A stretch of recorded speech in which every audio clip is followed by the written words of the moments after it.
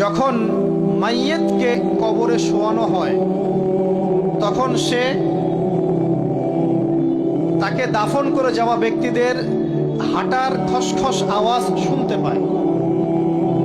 এরপরে তাকে যখন শুইয়ে দেওয়া হয়, সে যদি মুমিন ব্যক্তি হয় তাহলে তার মাথার দিকে তার সলাত এসে দাঁড়িয়ে যায়। দুনিয়াতে আপনি যে নামাজগুলো পড়েছেন, আমি যে নামাজগুলো পড়ছি, এগুলো মাথার দিকে দাঁড়িয়ে যায়। ডান দিকে চলে আসে তার সওম মানে কি? রোজা। বাম দিকে চলে আসে যাকাত। তারপরে পায়ের দিকে চলে আসবে তার আত্মীয়তার সম্পর্ক রক্ষার ইবাদত, তার এই যে অন্যান্য দান সদকা, তার নফল আমল, তার তাসবিহ তাহলিল, তার কোরআন তেলাওয়াত ইত্যাদি পায়ের দিকে চলে আসবে। এখানে একটা হাদিস এসেছে, সূরাতুল মুলক যে ব্যক্তি রাতের বেলা তেলাওয়াত করবে, কোন সূরা ভাই? তাবারাকাল্লাযী বিয়াদিহিল মুলক ওয়া হুয়া আলা কুল্লি শাইইন কাদির।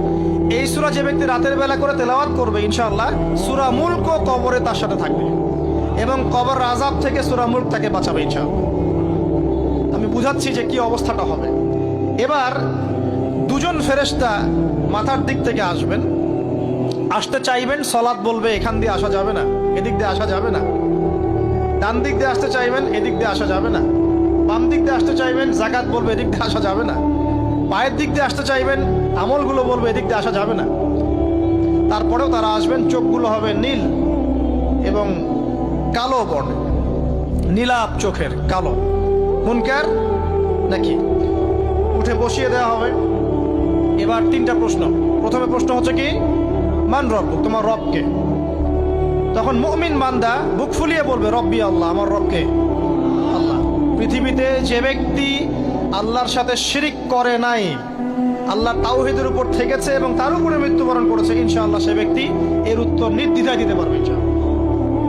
আর দুনিয়াতে যে বা যারাই আল্লাহর সাথে শিরিক করবে, আল্লাহর সাথে শিরকের পাপে লিপ্ত হবে, ওই অবস্থায় মারা যাবে, তাওহীদের উপর থাকবে না, কোশ্চিন কালেও মান রব্বুক উত্তর দিতে পারবে না। তারপরে প্রশ্ন হয়ে যাবে মা দীনুক, তোমার দিন কি ছিল? মুমিন বান্দা উত্তর দিবে কি? দিন ইয়াল ইসলাম, আমার দিন ছিল ইসলাম। এখানে শুনে রাখেন, পৃথিবীতে যারা ইসলামকে পরিপূর্ণরূপে পালন করবে তারাই এই উত্তর দিতে পারবে ইনশাআল্লাহ।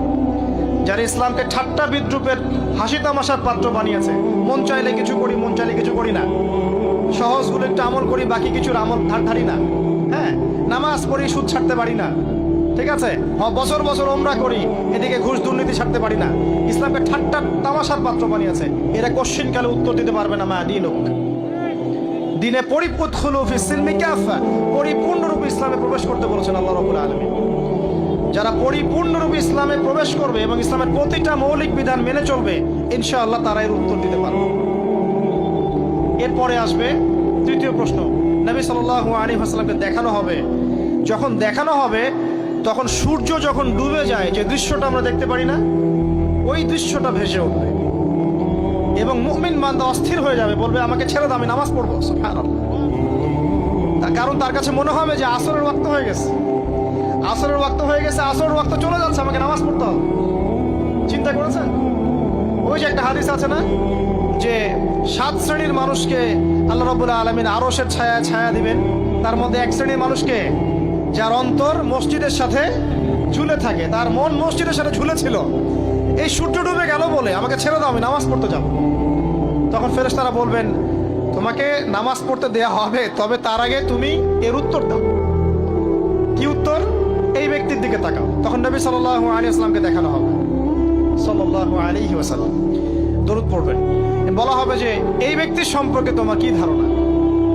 মান হাযা রাজুলু বুইসা ফীকুম, এই ব্যক্তি কে, যাকে তোমাদের কাছে পাঠানো হয়েছিল? মুমিন ব্যক্তি নির্দ্বিধায় বলে দিবে যে তিনি হচ্ছেন আমার নবী মুহাম্মদুর রাসূলুল্লাহ সাল্লাল্লাহু আলাইহি ওয়াসাল্লাম। দেখুন, পৃথিবীতে যে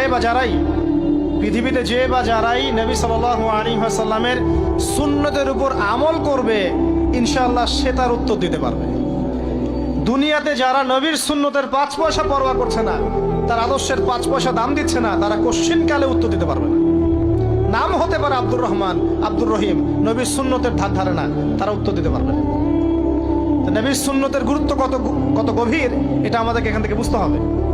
তাই প্রিয় যুবক ভাইরা, মুসলিম ভাইরা, আমাদের জীবনটাকে নবীর আদর্শ এবং সুন্নতে ঢেলে সাজাতে হবে। সকাল থেকে সন্ধ্যা পর্যন্ত প্রতিটা কাজ করবো কার তরিকায়? রাসূলের তরিকা। নামাজ পড়বো তার তরিকায়, রোজা, সিয়াম, হজ, জাকাত, আমল, মুআমালাত, আখলাক সব কার তরিকায়? নবী সাল্লাল্লাহু আলাইহি ওয়াসাল্লামের তরিকা অনুযায়ী ইনশাআল্লাহ। আল্লাহ পাক তৌফিক এনায়েত করুন, আমিন।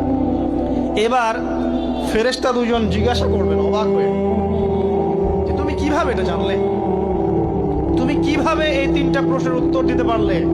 কারণ বেশিরভাগ মানুষ তো উত্তর দিতে পারবে না, বেশিরভাগ মানুষই এই উত্তর দিতে পারবে না।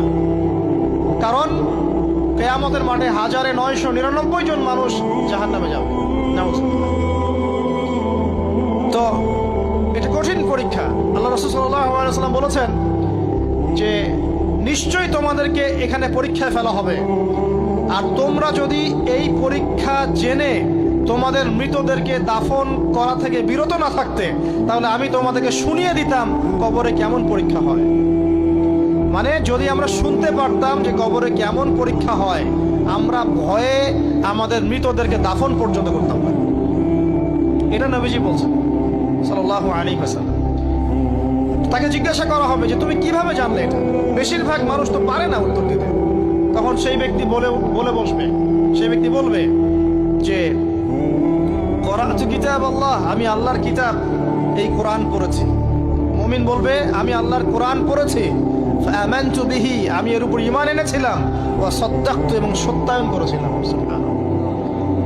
অতএব দুনিয়াতে যারা দিনের জ্ঞান অর্জন করছে না, কোরআন পড়ছে না, হাদিস পড়ছে না, পড়াশোনার চেষ্টা করছে না, জানার চেষ্টা করছে না, কবরে পাওয়া ডিফিকাল্ট আছে। এটা একটা অন্যতম প্রশ্ন। আমরা কিন্তু মনে করি তিনটা প্রশ্ন হচ্ছে, আসলে প্রশ্ন হচ্ছে কয়টা? 4টা। তিনটার পরে আরো একটা এক্সট্রা। কিভাবে জানলে? তখন উত্তর দিচ্ছে আমি আল্লাহর কিতাব পড়েছি, ঈমান এনেছি,